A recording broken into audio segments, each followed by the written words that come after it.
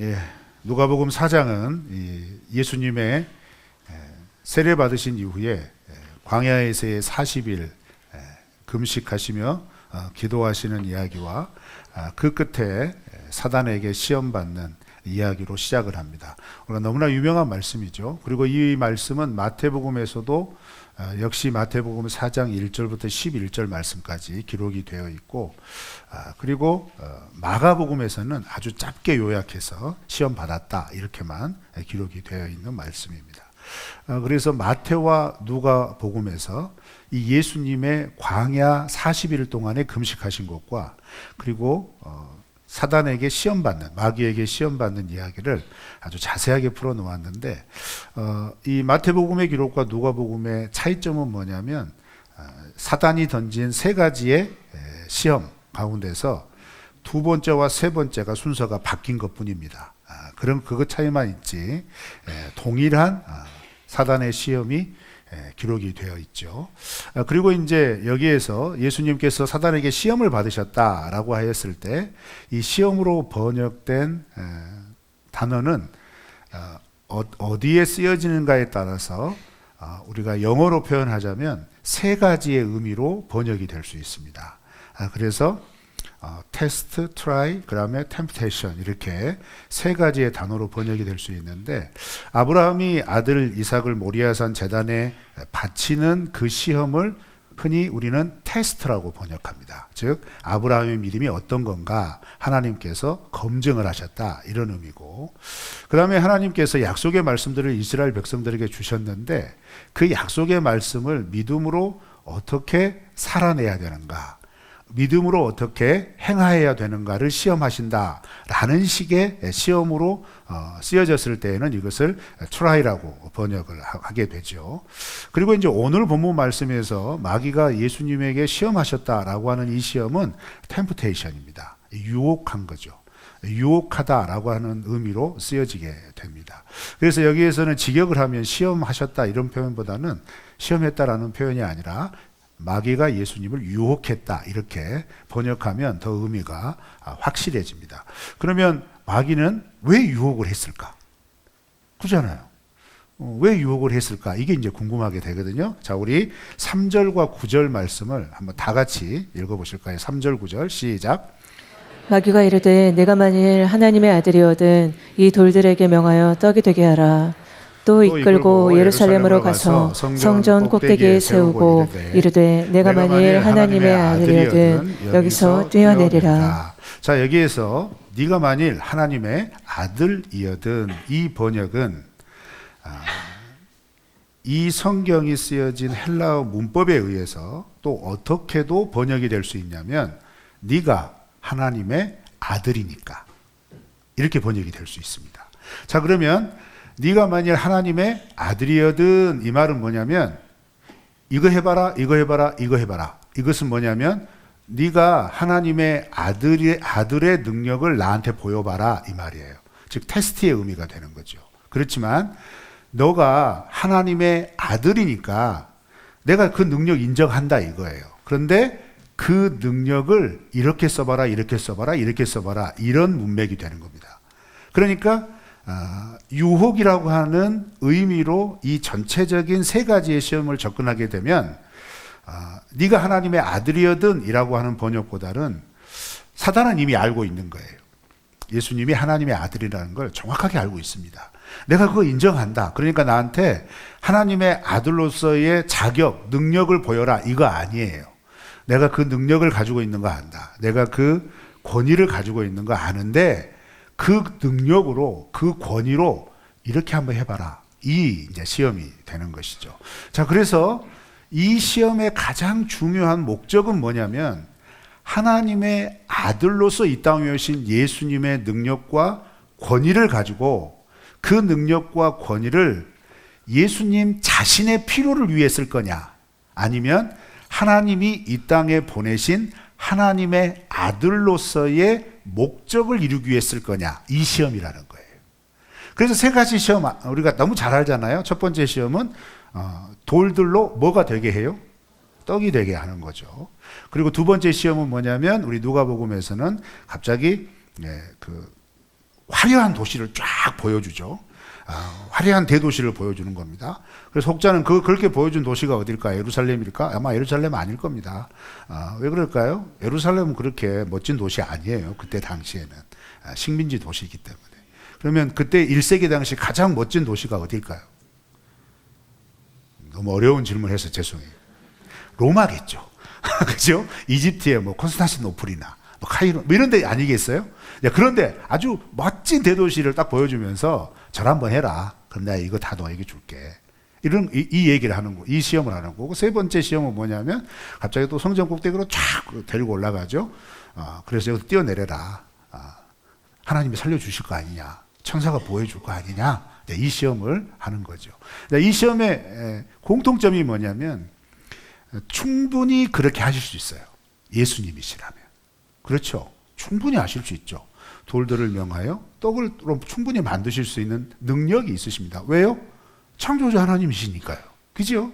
그 다음에 뭐 마귀에게 절하지 않아도 이미 하나님의 권위와 하나님의 능력은 그 모든 세상 만물을 주관하고 섭리하시는 분 아니십니까?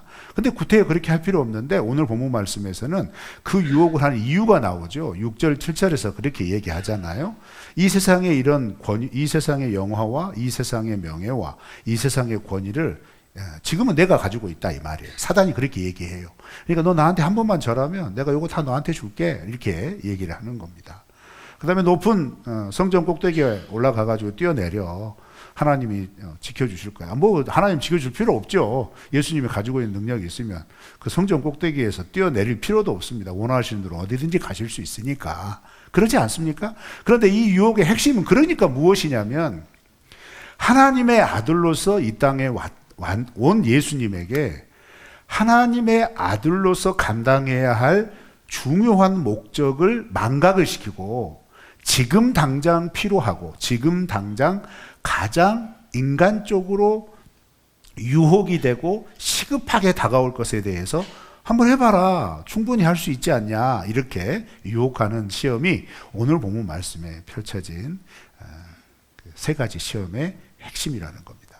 그런데 이 시험은 마귀가 그럼 왜 했느냐? 생각해 보세요. 하나님의 아들로 이 땅에 오신 예수 그리스도께서 목적하고 계시는 건 뭐냐면 지금 당장 먹을 거, 그리고 나의 이름의 명예를 높이고 권위를 갖는 거, 그 다음에 뭐랄까, 사실 높은 곳에 떨어지면 사람은 다 죽죠. 그런 어떤 인간의 한계를 뛰어넘는 그런 어떤 신적인 능력을 보여주는 거, 이거 아니잖아요. 인간의 모습으로 오셔서 인간의 삶을 사셨고 인간으로 죽으셔야 할 가장 중요한 목적은 뭐냐면 우리가 살아가는 이런 먹을 것의 문제, 명예의 문제, 어떤 한계를 뛰어넘는 능력의 문제, 이게 아니라 하나님과 인간이 죄로 인하여서 완전히 실패하고 단절되어져 있는 이 관계를 회복하게 하기 위하여 오셔야 했는데 이걸 회복하기 위해서는 인간의 방법으로 태어나지 않고 하나님께서 보내신 그 신비한 방법으로 이 땅에 인간의 모습으로 오셔서 죄가 없는 삶을 사시다가 죄가 없는 그 제물된 모습으로 하나님 앞에 드려져야, 그래야 인간이 가지고 있었던 죄의 근원이 없어진다 이 말이에요. 그것을 해결하기 위해 오신 거기 때문에 지금 이 사단의 이 유혹은 그것보다 지금 당장 이게 더 필요하지 않냐, 이게 더 중요하지 않냐, 이게 너한테 더 도움이 되지 않냐 라고 하면서 유혹을 하며 그 본래의 목적을 망각하게 만드는 거예요. 자, 그림을 하나 볼까요? 먼저 러시아 화가 크람스코이라고 하는 화가가 그린 광야의 그리스도라는 그림입니다. 1872년에 그린 그림이에요. 광야에 40일 동안 예수님께서 어떤 모습으로 지내셨을까 하면서 이 시대 이전에 대부분의 광야의 예수 그리스도, 사단에게 시험받는 예수님의 그림은요, 매우 신비롭게 그려놨어요. 매우 신비롭게. 그러나 여러분 그거 아세요? 예수님은 인간의 모습으로 우리에게 오셨잖아요. 인간의 모습으로 40일 동안 광야에 가셨고 인간의 모습으로 그 광야에서 마태복음에서는 그 금식만 했다고 기록이 돼 있다가 끝에 사단이 시험을 했다 이렇게 얘기하고, 또 이제 마가복음에서는 40일 내내 사단이 시험했다. 그리고 막바지에 이 세 가지 시험 한 것처럼 뉘앙스가 핑겨져 있고, 누가복음에서도 마찬가지죠. 계속해서 시험 가운데, 광야의 시험 가운데 있다가 막바지에 이 세 가지의 시험을 받게 되었다 이렇게 하였는데, 이제 그런 관점에서 예수님이 광야에서 40일 동안 어떻게 지내셨을까라는 거예요. 확대해 볼 수 있다면 예수님의 표정과 예수님의 손과 예수님의 발을 한번 잘 살펴보세요. 금식해 보셨죠? 금식하면 여러분 어떠세요? 해보세요. 아니 다이어트 하려고 하는 거예요. 금식 말고 영적으로 하나님과 더 가까이 가려고 내 신앙을 한번 하나님 앞에, 내 인생에 가장 먼 계기가 있어가지고 하나님밖에 의지할 게 없어서 정말 절실하게 매달리면서 금식해 본 경험이 있으신 분들은 금식 과정에 우리의 상태에 대해서 조금 공감이 되실 거예요. 예수님은요 40일 동안 금식을 하셨고, 금식하신 곳이 어디냐 했을 때 광야라고 얘기를 하잖아요. 여러분, 광야는 지금 이 코람스코이는 매우 회색빛으로 이렇게 묘사를 하고, 거기에서 밤새 기도하시면서 하나님을 찾고 하나님과의 관계에서 뭔가를 추구하시다가 해가 뜨도록, 지금 해가 어슴푸레 이제 떠지는 그런 배경을 하고 있는 거예요. 여전히 하나님 앞에 해결되지 못하고 찾지 못한 거 더 간절하게 붙잡고, 그래서 여러분 손 보세요. 꼭 붙잡고 모으고 하나님 앞에 뭔가를 간구하는 모습인데, 그 모습이 얼굴은 초췌하고 발은 맨발로 저 광야 가운데 있어서 생활해야 되니까 정말 누추하게 짝이 없고, 그런 모습으로 이렇게 표현을 했습니다. 어쩌면 이 모습이 예수님이 광야에서 시험 받으신 그런 모습을 아주 사실적으로 짐작하며 표현한 그림이 아닐까라는 거예요. 왜냐하면요, 예수님이 들어가신 광야는 어떤 곳이냐면, 자, 두 번째 사진 볼까요? 네, 이런 곳입니다. 이 사진은 제가 직접 찍은 거예요. 교회에서 전주 오늘의 사역할 때 이스라엘 보내주셔가지고 또 그 다음 사진 보여주실래요? 여기가 이제 시험산, 예수님이 사단에게 세 가지 시험 받았다는 그 산. 여러분 공통점이 있죠? 앞뒤 사진 뭐가 없습니까? 예? 보이는 대로 말씀하세요. 풀 한 폭이 없죠. 그죠? 자, 이런 곳에서 40일 동안 지냈다 생각을 해서 보세요. 그럼 예수님이 금식하셨으니까 아무것도 먹지 못했으니까, 그죠? 그럼 이 금식은 물을 드시는 금식이었을까? 아니면 물까지 끄는 금식이었을까? 별별 생각을 다 하죠. 그만큼 열악한 환경이라는 거예요. 그리고 이제 아시죠? 이런 광야의 기후는 낮에는 따가운 햇빛이지만 밤에는 차가운 공기가 되잖아요. 일교차가 굉장히 크잖아요. 그런 상황에서 40일 동안 하나님 앞에서 무언가를 갈급하셨다는 거예요. 그런데 이걸 왜 하셨을까 했을 때, 자, 여러분 1절 말씀을 다 같이 읽어볼까요? 1절입니다. 시작. 예수께서 성령의 충만함을 입어 요단강에서 돌아오사 광야에서 40일 동안 성령에게 이끌리시며. 네, 광야는 예수님이 가고 싶어 간 게 아니에요. 누구한테 이끌리셨다고요? 성령께서 이끄셨어요. 그런데 성령이 왜 이끄셨어요? 성령의 충만함을 받고, 즉 이 세례를 얘기하는 거죠. 세례 받을 때 하늘에서 소리도 났고 성령이 예수님께 임했잖아요. 그래가지고 예수님이 성령이 충만해지신 거예요. 성령에 충만해지시는데, 그 충만한 성령이 그 세례를 받으시고 나서 어디로 이끄셨다고요? 광야로 이끄셨다는 거예요. 왜 광야로 이끄셨을까? 성령이 충만했으니까 바로 사역 시작하시면 되잖아요. 그러지 않나요? 상식적으로 생각해 보세요. 여러분, 우리가 이렇게 하나님의 일을 하는 사역자나 교회 안에서 여러 가지 봉사부서를 맡고 있을 때, 그 하나님의 은혜가 충만할 때 그 봉사나 사역이 더 잘 됩니까? 아니면 뭔가 그냥 형식적으로 할 때 잘 됩니까? 다 해보셨는데 왜 말씀을 안 하세요? 하락할까 봐 그러세요? 그러지 마시고, 성령이 충만할 때 자원하고 기쁜 마음으로 뭐든지 하실 수 있을 것 같잖아요. 그러죠? 예수님도 마찬가지예요. 세례받고 나서 가장 성령이 충만했거든요. 성령의 은혜가 가득해가지고 뭐랄까 설명할 수 없는, 그 형언할 수 없는 하나님의 은혜가 가득 차가지고 무엇이 직면되어도 충분히 감당할 수 있는 그런 상태였을 거라 이 말이죠. 자, 그런데 하나님께서 그렇게 성령이 가장 충만할 때 어떻게 하신 거예요? 예수님을 광야로 내모신 거예요. 자, 그래서 여러분, 우리가 성령 충만의 개념을 바꾸셔야 돼요.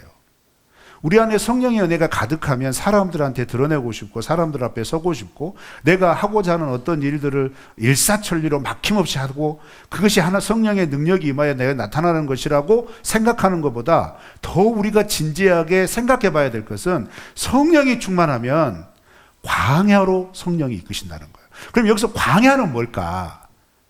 하나님과 그리고 하나님만 의지할 수 있는 곳으로 성령께서 이끄신다는 거예요.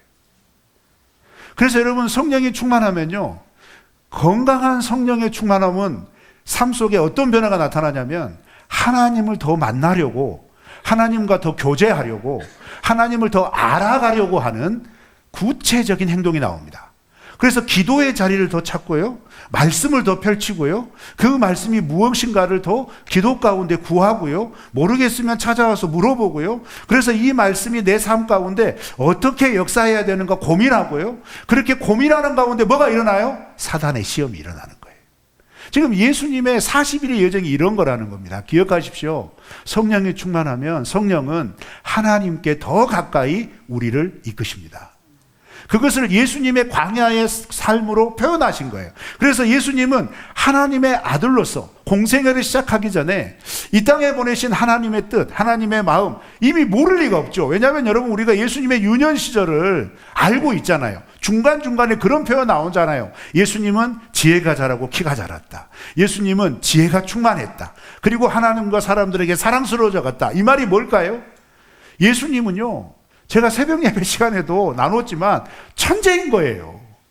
그 하나를 알려주면 몇 가지를 깨달을 수 있는 이치가 있었던, 그런 감각이 있었던 분이라는 얘기죠. 자, 그런데 그럼에도 불구하고 이제 공생애를 시작하기 직전에 하나님께서 세례 요한을 통하여서 그 시점을 분명하게 시작하는 그날에 가장 먼저 하신 게 뭐냐면, 너 나에게 먼저 와라. 나만 의지할 수 있는 곳으로 와라. 나와 함께 있을, 나하고만 있을 곳으로 먼저 와야 한다라는 거예요. 그래서 성령께서 성령의 충만함을 받은 예수님을 광야로 이끈 겁니다.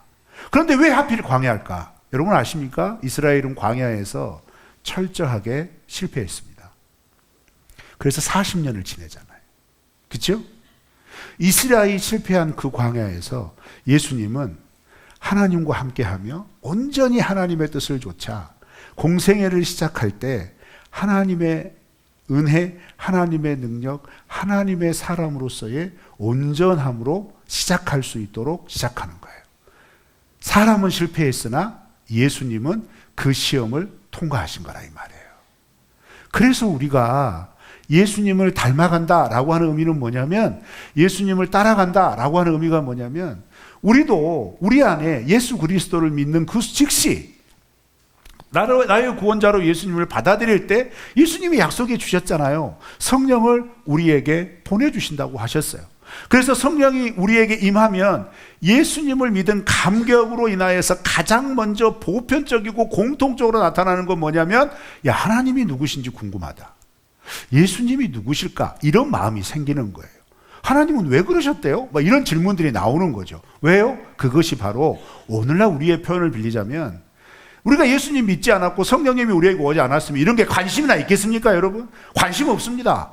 그냥 이제껏 내가 살았던 세상의 방법, 세상의 삶, 그 속에서 그냥 살고 싶고 그게 당연한 줄 알고 그게 즐거운지 알죠. 그런데 성령이 함께하는 순간 하나님을 알아가면 알아갈수록 거참 신기합니다. 세상에서 느껴보지 못한 정말 즐거움이 느껴져요.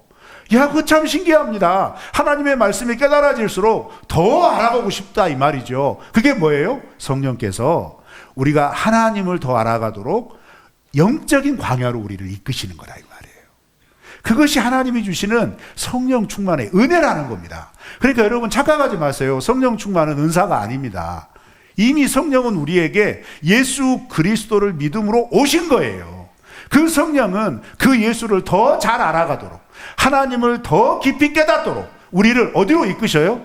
하나님만 의지할 수 있는 곳으로, 하나님만 바라볼 수 있는 곳으로, 하나님을 깨우칠 수 있는 그 감동과 그 은혜의 장소로 우리를 이끌어 주시는 줄 믿습니다.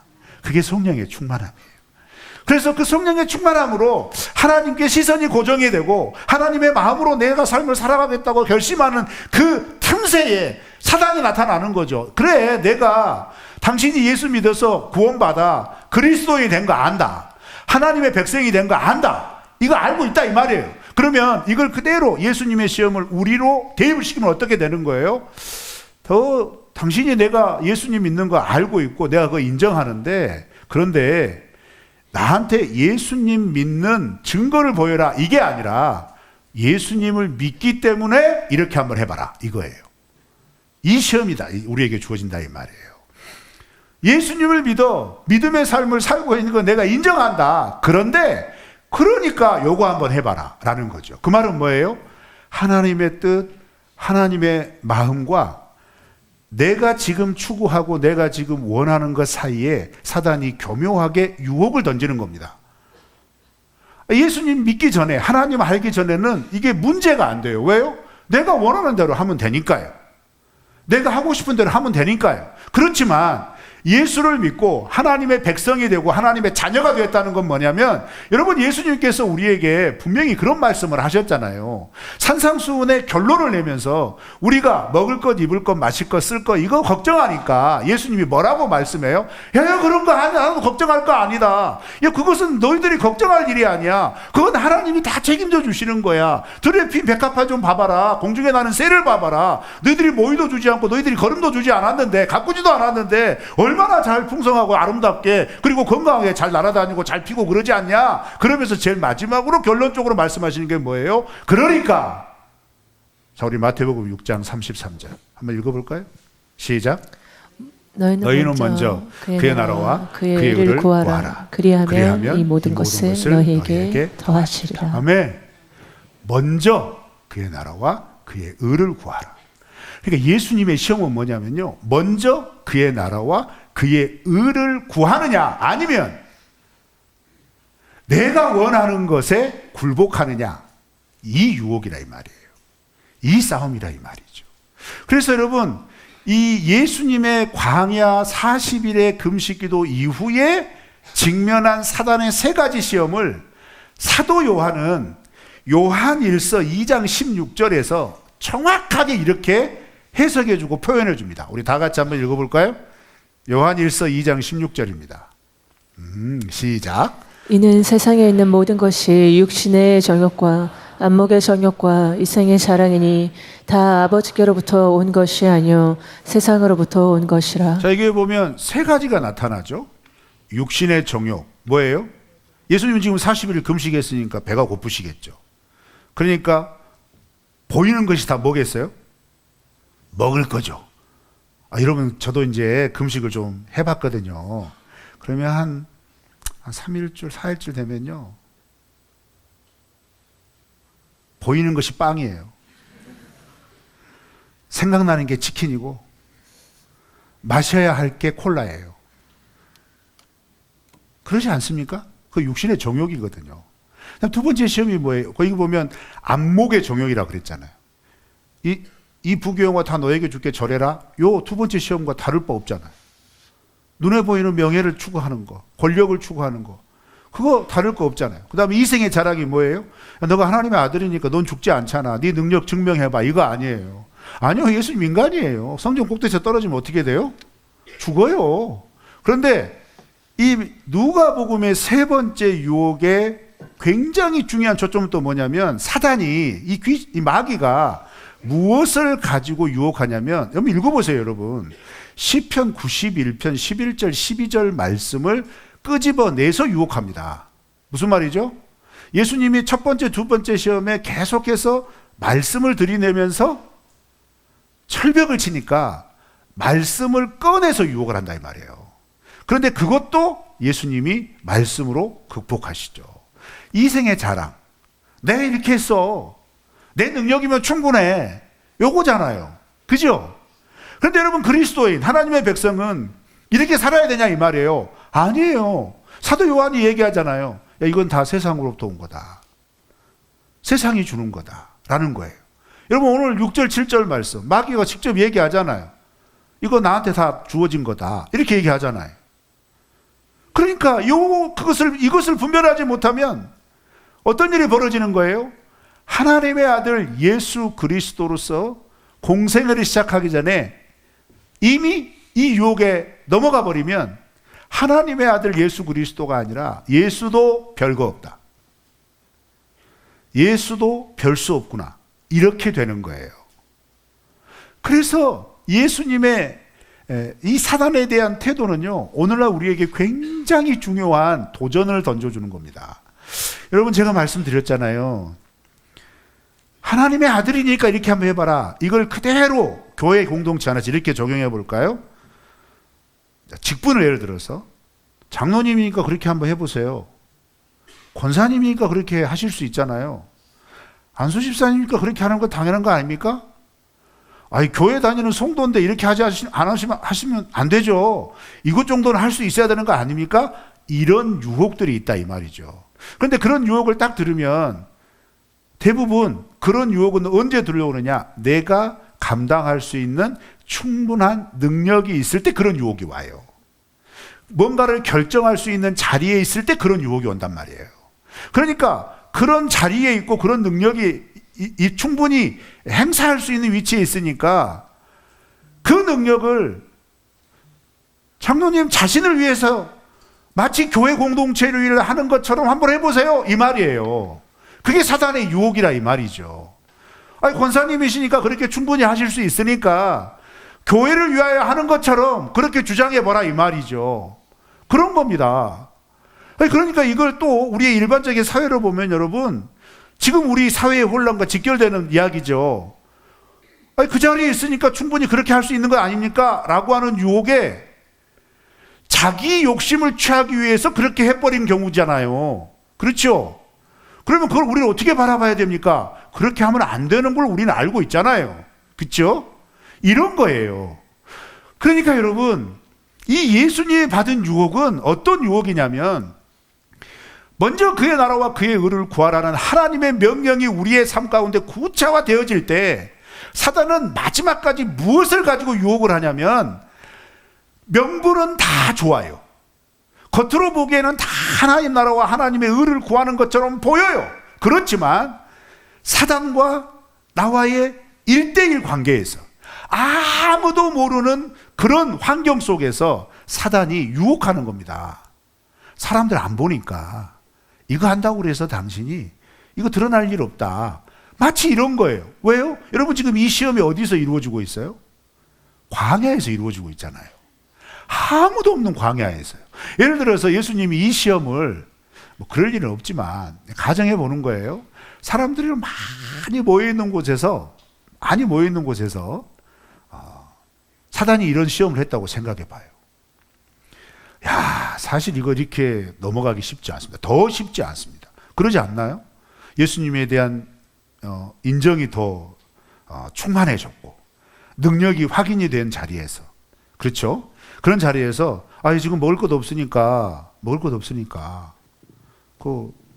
이 돌로 떡덩이 만들어서 이 배고픈 이 사람들한테 주면 어떻습니까? 이렇게 사람이 와서 아주 처량한 표정과 선한 인상을 가진 사람으로 분해가지고 그 말 한번 탁 던지는 거예요. 근데 배고픈 사람이 다 옆에 있어요. 그럼 어떻게 하겠어요? 뭐 이런 거예요. 그런데 그렇게 되었을 때 글쎄요, 예수님은 거기서 넘어가지 않죠. 그 중요한 예가 뭡니까? 오병이어의 기적이죠. 오병이어의 기적.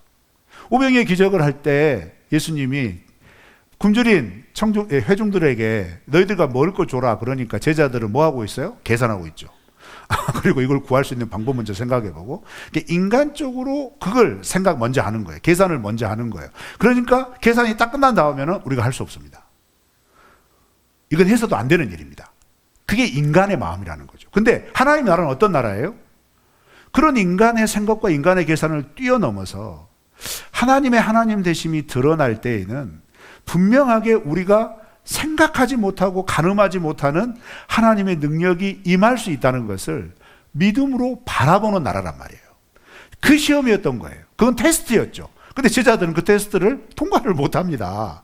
자, 여러분, 우리가 그렇기 때문에 이 예수님의 시험받은 세 가지의 이야기를 살펴보면서 가장 중요하게 내 자신을 돌아봐야 할 메시지는 뭐냐면요, 나는 과연 내가 충분히 그렇게 할 수 있는 자리에도 있고, 내가 충분히 그렇게 행사할 수 있는 능력도 있지만, 그렇게 하나님께서 나에게 주신 자리나 능력을 통하여서 하나님의 영광을 위하여 이것을 행사하는가, 아니면 그냥 내 만족과 내 유익을 위해서 내가 지금 가장 급한 것을 해결하기 위하여 이 능력과 이 자리와 이 권위를 행사하는가. 사단은 그것을 유혹하는 겁니다. 그 능력 하나님의 영광을 위해 쓰지 말고 너의 만족을 위해 써라, 이 말이에요. 근데 예수님은 이 유혹을 어떻게 이기신 거예요? 두 가지로 이깁니다. 성령의 충만함과, 자, 여러분 찾아볼까요? 4절, 8절, 12절이에요. 4절, 8절, 12절. 특히 이제 12절은 그렇게 기록되어 있지 않지만 4절과 8절에 공통적으로 반복되는 예수님의 표현이 있죠. 뭐죠? 기록된 바입니다. 근데 12절은 기록된 바가 번역이 안 돼 있어요. 그러나 다른 번역에서는 성경에 이르기를, 이 표현이 나와요. 그 말은 무슨 말이죠? 기록된 말씀으로 이것을 이겼다는 거예요. 그러면 4절에서 말하는 기록된 바 하면서 이렇게 얘기하죠. 사람이 떡으로만 살 것이 아니다. 이 말씀은 신명기 8장에 있는 말씀을 그대로 가지고 온 겁니다. 신명기 8장의 사건은 뭐냐면 이스라엘 백성들이 광야를 걷고 있는데 먹을 것이 떨어진 거예요. 그러니까 우리를 광야에서 죽이려고 이렇게 우리를 데려왔구나 하면서 아우성을 칩니다. 그렇게 아우성을 쳤을 때 하나님께서 모세를 통하여 만나를 내려주신 첫 번째 사건이 일어나는 것을 배경으로 합니다. 그 말은 뭐죠? 너희들이 떡으로만 살 게 아니다. 하나님의 능력으로 사는 거다. 라는 것을 만나를 그때부터 내려주시면서 확신케 해주시는 거예요. 그러니까 지금 당장 배고파도 내가 내 능력을 능히 돌로 떡을 만들 수 있는 능력이 충분해도 내가 먼저 이 능력을 행사하는 게 아니라 하나님께서 지금 이 상황 가운데 여기까지 인도하여 주신 뜻이 무엇인가를 먼저 살피는 거예요. 하나님이 40일을 견디게 하셨고 성령이 40일 동안 그 가운데 함께하여 주셔서 그렇게 하나님과 관계를 맺고 하나님의 하나님 되심을 충분히 그 안에 채우고 또 채우고 또 채웠는데 막판에 이 먹을 것 하나 가지고 이 생명을 유지하시고 하나님의 사명을 주신 하나님의 아들에게 그 생명을 거둬가겠냐 이 말이에요. 그 떡 한 조각 때문에 하나님이 하나님의 아들로서의 사명을 거두어 가시겠냐 이 말이에요. 예수님은 그것을 신뢰한 겁니다. 그래서 지금 내가 너무 배고프지만 이 돌을 떡으로 만들어서 빵으로 만들어서 먹을 수 있는 충분한 능력이 있지만 아니 나는 떡에 이끌리는 삶이 아니라 하나님의 말씀, 하나님의 은혜에 이끌리는 사람이다 라는 것을, 존재다 라는 것을 사단에게 보여준 겁니다. 여러분 우리도 그런 삶이 되시기를 축원합니다. 지금 당장 갈급한 거 있어요. 지금 당장 해결해야 될 거 있다 이 말이에요. 그런데 그것을 내 능력으로 충분히 할 수 있지만 이렇게 하는 것이 하나님의 뜻에 맞습니까? 고민할 수 있는 사람, 그 사람이 하나님을 믿는 사람입니다. 내가 충분히 위기를 돌파할 수 있는 능력을 가지고 있어요. 그 능력을 가지고 있지만 하나님 이렇게 능력을 행함으로 이게 하나님의 영광이 드러나는 일입니까? 이게 하나님의 뜻입니까? 이게 하나님을 예배하는 나의 예배의 모습입니까? 라고 고민하여서 하나님의 감동, 성령의 충만함을 충만함을 따라 순종할 수 있는 사람, 그런 사람이 그리스도인이라 이 말이에요. 여러분 우리가 그런 삶이 되시기를 축원합니다. 그 다음에 두 번째 시험이 뭡니까? 내게 절하면 다 네 것이 된다. 명예 주겠다 이거죠. 그런데 그것에 대하여서 예수님은 신명기 6장 13절 말씀을 딱 들이대면서 다만 하나님만 섬기라고 그랬다. 하나님 외에 다른 거 내가 섬길 이유가 없다 하면서 그 유혹을 단호하게 뿌리칩니다. 여러분 이 시대에 이 유혹은 어디에서 나올까요? 무엇을 통해 우리에게 구현될까요? 물질입니다. 명예입니다. 내가 하나님을 섬기는 것보다 물질을 더 사랑하고, 내가 하나님을 섬기는 것보다 내가 추구하는 명예를 더 숭배하고, 혹은 특정한 대상, 특정한 장소를 더 의미 있게 찾아가고, 그거 아니라 이 말이에요. 그렇게 하지 않아도 살아계신 하나님은 우리의 삶에 우리의 이름이 부끄럽지 않도록 우리의 걸음을 인도하여 주실 겁니다. 왜요? 하나님이 우리 아버지시니까요. 하나님이 우리의 하나님이시니까요. 아니, 그 믿음으로 이 세상에서 주는 유혹을 담대하게 직면할 수 있기를 주의 이름으로 축원합니다. 세 번째 시험이 뭔가요? 뛰어내려라. 네 능력 증명해봐라, 이 말이죠. 여러분, 이건 자존심의 문제죠. 그렇죠? 야, 너 자존심 상하지 않냐? 자존심 그냥 세워라. 그냥 눈 한번 딱 감으면 자존심 세울 수 있다. 뭐 이런 거잖아요. 그러나 여러분, 이것에 대하여 예수님께서 신명기 6장 16절 말씀을 통하여 하나님을 시험하지 말아라, 이렇게 말씀으로 배격하면서 그 말씀을 하는 순간 마귀는 떠나가고 천사가 수종들었다, 이렇게 얘기합니다. 이게 무슨 말인가요? 유혹의 끝, 그것은 결국 내 지식과 내 경험으로 사단의 유혹을 이길 수 없다, 이 말이에요. 그 유혹의 끝은 결국 무엇이냐면 숭배의 대상을 바꾸라는 얘기예요. 그러면 세 번째 유혹의 숭배의 대상은 누구예요? 마귀는 자기 섬기라고 얘기하지 않습니다. 누구를 섬기라는 거죠? 내 능력 섬기라는 거예요. 내 주목 섬기라는 거예요. 근데 그런 유혹에 예수님은 그 사단의 유혹 앞에 뭐라고 얘기한 거예요? 아니야! 내 능력 위에 계신 완전하신 능력의 하나님만 섬길 거야. 이렇게 고백한 거예요. 여러분, 우리가 이런 성령의 충만함이 있기를 주의 이름으로 축원합니다. 이런 말씀의 지식이 있기를 축원합니다. 기억하십시오. 그렇기에 우리는 성령의 인도하심과 말씀의 올바름이 하나님을 하나님으로 섬기고, 이 과정에서 사단이 우리를 시험할 때에도 아주 담대하게, 그리고 아주 당연하게 하나님만 예배할 수 있는 그 자리에 설 수 있을 겁니다. 그렇게 살아내시기를 주의 이름으로 축원합니다.